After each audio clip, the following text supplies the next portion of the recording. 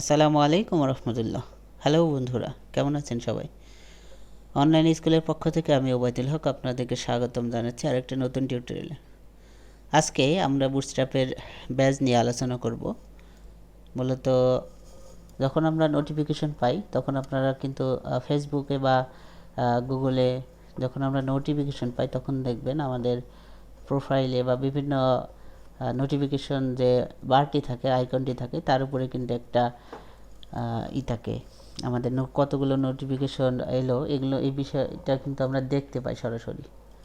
তো এইটা কিন্তু একটা ব্যাজের কাজ। তো আমরা এখান থেকে শিখব কীভাবে এই ব্যাজটা তৈরি করতে হয় বুটস্ট্র্যাপের মাধ্যমে।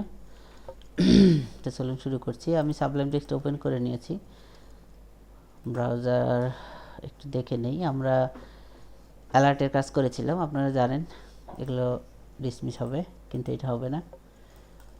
তো এগুলো আমাদের আজকে দরকার নেই, আমরা এখান থেকে এগুলোকে রিমুভ করে দিচ্ছি। এগুলো রিমুভ করে দিলাম।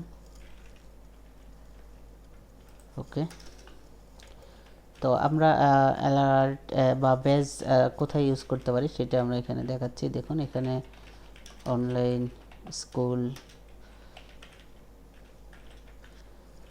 এখানে আমাদেরকে ক্লাস, এটা হলো বেসিক ক্লাস ব্যাজ। এরপরে হলো আমরা কোন ধরনের ব্যাজ দিব সেটা আমরা এখানে করে দিতে পারি। আমি এখানে সাকসেস দিলাম, সাকসেস বা ডেঞ্জার দিচ্ছি। আমরা ডেঞ্জার সচরাচর দেখে অভ্যাস আছে আমাদের। আমি এখানে 10 দিলাম। দেখুন এই যে, ঠিক আছে। তো এইরকম আমরা এখান থেকে এটাকে কপি করছি। দেখুন এখানে 2 3 4 5 6, এটা 6 4 3 2। আমরা শুধু এইটাকে একটা চেঞ্জ করে দেব, সাকসেস ইনফো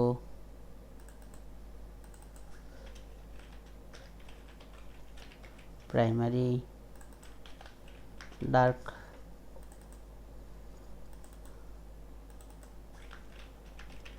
ওয়ার্নিং। তো এই হলো বিষয়। দেখুন অনেকগুলো ব্যাচ।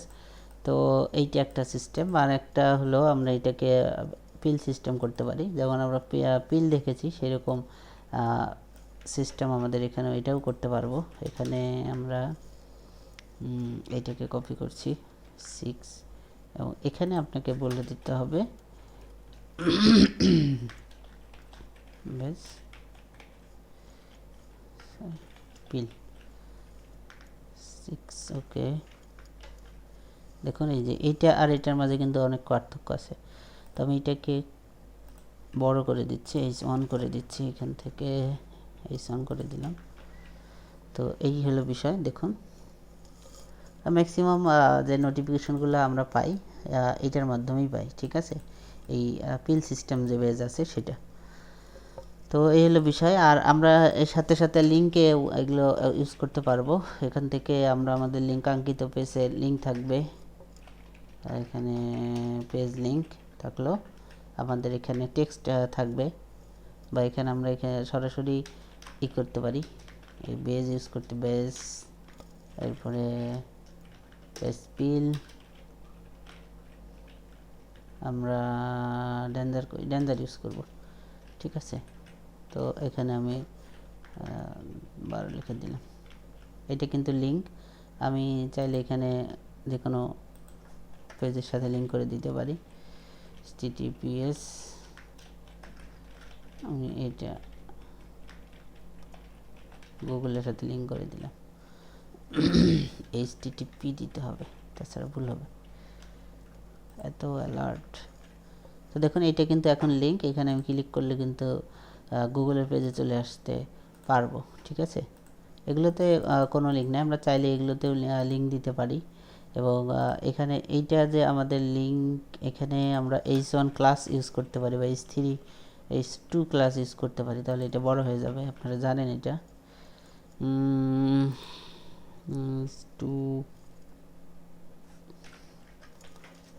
Is 1 class.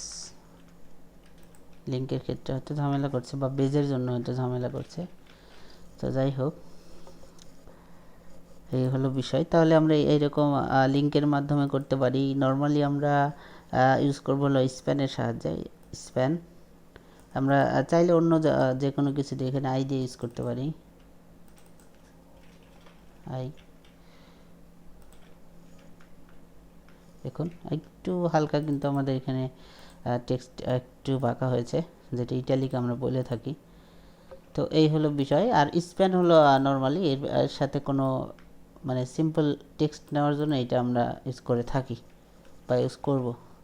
তো এই হলো বেস সিস্টেম। আশা করছি আপনারা বুঝতে পেরেছেন। এগুলো কিন্তু আমাদের যখন প্রফেশনাল ওয়েব ডিজাইন করতে যাব তখন কিন্তু এগুলো লাগবে। তো কোনো কিছুই অপ্রয়োজনীয় না, এটা মাথায় রাখতে হবে।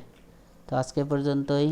আপনারা যারা আমাদের চ্যানেলে নতুন তারা অবশ্যই আমাদের চ্যানেলটিকে সাবস্ক্রাইব করবেন, যাতে পরবর্তীতে কোনো ভিডিও আপলোড করার সাথে সাথে তা আপনার নোটিফিকেশানে চলে যায়।